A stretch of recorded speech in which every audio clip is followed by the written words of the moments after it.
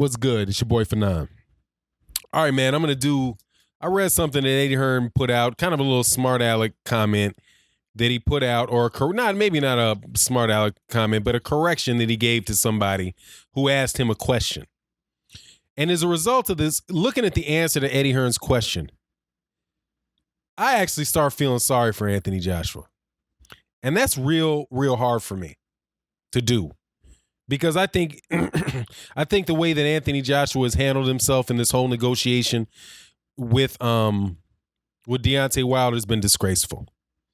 I mean, I'm on record having saying it many times, and I'm going to continue to say it. I think it's been absolutely disgraceful. The first thing that he did was say that he wasn't going to let Deontay Wilder into the ring with him. That was the only other heavyweight champion. You won't let him in the ring with you. The only other the longest reigning heavyweight champion, you won't let him in the ring with you. And then the longest reigning heavyweight champion, mentioning your name, you say, if you keep yapping, I'll freeze you out. I thought right there that he was a disgrace to the history of the heavyweight division, and that he was just an arrogant, smug jerk. And that he was scared. And then, of course, he doubles down with turning down a $50 million bout. And that is a slap in the face of every boxer on the planet except for Floyd Mayweather Jr. And Floyd Mayweather Jr., I don't believe, ever turned down a $50 million guarantee. If Floyd Mayweather had gotten a 50, he might have accepted purses that were bigger, but he has never turned down an offer from an opponent to pay him $50 million unless he could make more. If Floyd Mayweather was making less, he would have taken the offer that paid him more and got in the ring with the guy. So for me to think that Anthony Joshua was a disgrace to me, I'm a fan of boxing. I've been a fan of boxing for a long time. I intend on staying a fan of boxing for a very long time. When Anthony Joshua and Deontay Wilder are both retired, God willing, I'll still be a fan, and I'll be looking at Daniel Dubois fighting somebody else, whoever it is, right, 6-7 years from now. I was here when there was Muhammad Ali. I was here when there was Larry Holmes. I was there with Mike Tyson. I was there with Holyfield. There with the Klitschko's, up until now to Deontay Wilder and them. I'll be there after that. So I have that type of viewpoint, and from that viewpoint, I thought that Anthony Joshua was disgraceful because there's never been another heavyweight champion that behaves like he does. But then to listen to what Eddie Hearn had to say or see what Eddie Hearn wrote, and it's going to be on the screen. I don't have it in front of me as I'm talking about it, but when I edit the video, I'm going to put it up. And when Eddie Hearn says this line, you got to understand, man, I got the type of, I read what somebody says, then I think about it, and I try to apply it to a lot of different areas. I just kind of let it sit in my head for a while and see what, just let the thoughts go and see where they take me. And this comment by Eddie Hearn made me feel sorry for Anthony Joshua. Because I now don't just believe that what he's done and his attitude is disgraceful.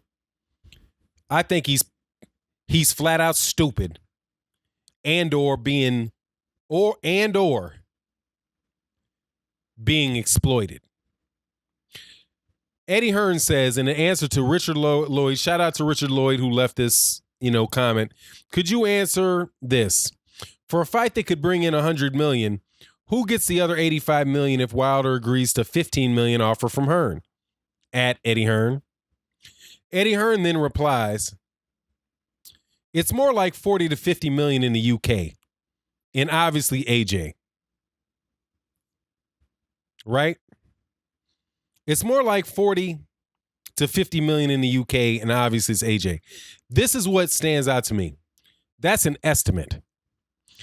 Is it going to be 40 or is it going to be 50 million? We don't know.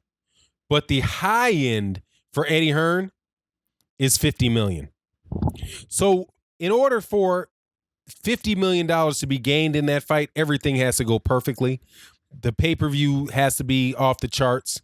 The has to sell out, all of those type of things, which I think are reasonable, right? I do think he's probably leaving out U.S. pay-per-view to make the number look smaller, but we'll just for once, and I know this isn't usually a smart thing to do, we'll just take Eddie Hearn at his word and just go with it.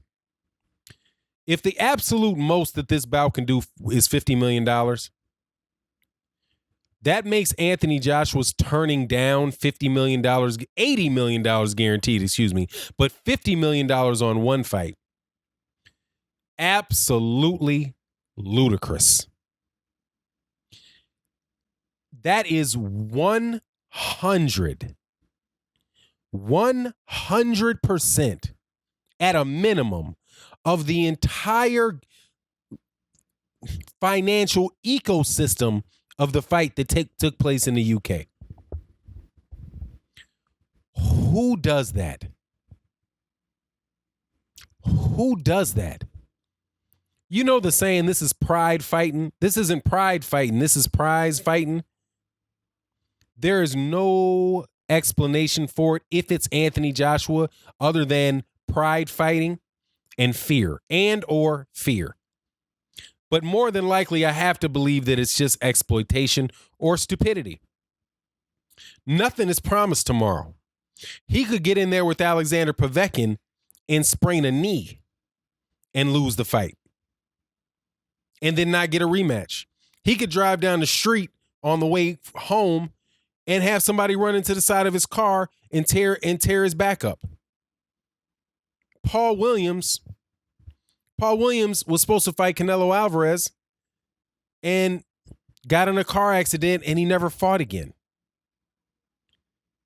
But Anthony Joshua is going to turn down 100% of the entire value of the fight in the UK. Amazing. Now, I did have a conversation, man. I have said this too before. I actually said it's a Blood Boxing. Definitely check out Blood Boxing's channel. Check out the 1980s heavyweight series that he's putting together, man. He's putting together some killer material, man. I'm telling you, for boxing historians, for people that really love boxing, man, keep your eye out and keep on Blood Boxing's channel and the conversations that are going on with about the heavyweights in 1981. Man, you're not going to find anybody that's getting more granular with these historical conversations on YouTube than Blood Boxing is. Tremendous work. But in the conversation I had with Blood, I said, and I'll say it here, I was like, this is so, if I was not only Anthony Joshua moronic for that, or being exploited, you take your pick. But he made Deontay Wilder, he cost Deontay Wilder as much as 35 at the minimum, according to these numbers here, $35 million. Because if the $100 million approximation is correct for Deontay Wilder, for the fight in the United States, and Anthony Joshua was going to get 50 million of it, and 50% of anything that goes, 50% at the minimum, and as anything over 100, he would start splitting 50-50. That means he cost Deontay Wilder $35 million. People keep getting hung up on this thing about Deontay Wilder having gotten this offer for $15 million being 6 times, what the highest purse he's made in his career. Well, if that's the case, then, and the most he's ever done is just round down to $2 million. Now you're talking about costing this guy a purse that is 25 times more than he ever earned, than he ever earned. Because you're talking about a $50 million pay cut, or a $50 million potential income for him for a fight in the United States.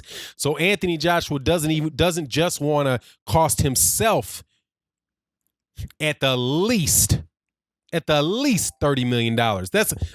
$30 million is my approximation. He not only wants to do that, he wants to cost another heavyweight champion $35 million because he wants to fight in the UK when the big money can be earned in Las Vegas. Now, is it his right to fight in the UK? Absolutely, it is his right to fight in the UK. And he is the A side only if Deontay Wilder agrees to fight him. Because you can't be an A side of a fight that a guy says he's not going to want, that he doesn't want. And I can understand why after that type of situation, Deontay Wilder would say, I don't want to let this guy eat. I don't want to let him eat. Let him keep fighting over there in the UK. Let him keep doing his thing until people get sick of him.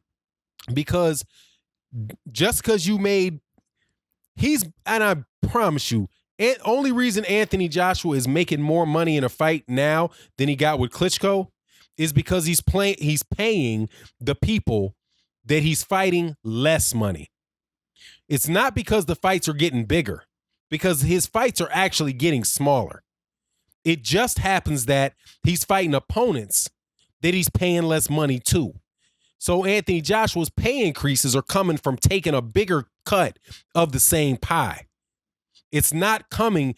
In that situation where Eddie Hearn says it's a $40 to $50 million deal, Anthony Joshua will never increase his income because of the size of a fight. He's only going to maintain his income if he continues to drive down the prices of the people that he faces. So how is he going to ever get a major unification fight with somebody unless nobody else grows? Unless he never really gets a rival that would mandate fair pay, right? Mike Tyson and Holyfield in their second fight, Holyfield actually earned more money than Mike Tyson did. But both of them earned more money in that fight than Anthony Joshua will ever earn for a fight. Lennox Lewis earned more money in a fight against Mike Tyson than Anthony Joshua will ever earn in a fight. If Anthony Joshua does not have a rival and have a rival that's in the United States. So Anthony Joshua's spitefulness or stupidity or being exploited, whatever the case is bad for boxing. It's bad for him. And it's flat out unfair to Deontay Wilder, who is in a position to earn that type of money and to deserve that type of money because he happens to be from the United States. Just like Anthony Joshua happens to be from the UK, right? Where honestly, you guys are starved. You guys are starved for a champion, for a heavyweight champion. And a major boxing attraction, obviously. Because otherwise, why would you pay that many people be going up there for nosebleed seats? I don't know. But it's not going to, if Anthony Joshua was over here in the United States with the same pedigree he has right now, without Deontay Wilder, he would be earning $3-4 million a fight. Because there's nobody there for him to escalate himself on. Mike Tyson is one of the rare guys that really did generate his own interest, but everybody else after him in the heavyweight division leaned off of his momentum. But Mike Tyson, by those guys coming up, it still gave more opportunities for Mike Tyson to earn money. Mike Tyson was earning $30 million a fight against the guys that beat him. But if he had never fought them, there wouldn't have never been that much money in the rematch. But, I'm just kind of on this, this conversation about heavyweights, man, thinking about Greg Page, thinking about Michael Dokes and, how those guys passed away in very, unfortunate situations. And, how they put all that work in, 35, 36 fights, and, never had the opportunity to earn the type of money that Anthony Joshua or Deontay Wilder are making right now on a consistent basis. And for Anthony Joshua to pass that up to make significantly less money, like I said, man, it's disgraceful. He's stupid at the best, a disgrace at the worst, and the whole thing is just inexcusable, man. $50 million, according to Eddie Hearn, is the entire value of the fight in UK. And Deontay Wilder, Anthony Joshua, because he's insistent on fighting in the UK, would rather have both Anthony Josh himself and Deontay Wilder lose all that money. Ridiculous, man. And hey, man, just like Dillian White say, karma's a biatch, dog. So I hope you didn't just send something out that you don't want to come back at you, homie. Because right now there's just a lot of people that are just so pissed off about Anthony Joshua and the fact that not just for himself and for the fact that we want to see the bout, but for just spitting on an opportunity like that when you have guys like Archie Moore who fought Joey Maxim for $800 while Joey Maxim is making $100,000, and you're going to allow a promoter like Eddie Hearn to essentially put Deontay Wilder in the modern day version of that because of your ego or your stupidity or your lack of recognizing that you're being exploited. But anyway, it is what it is, and with that, I'm out. Peace.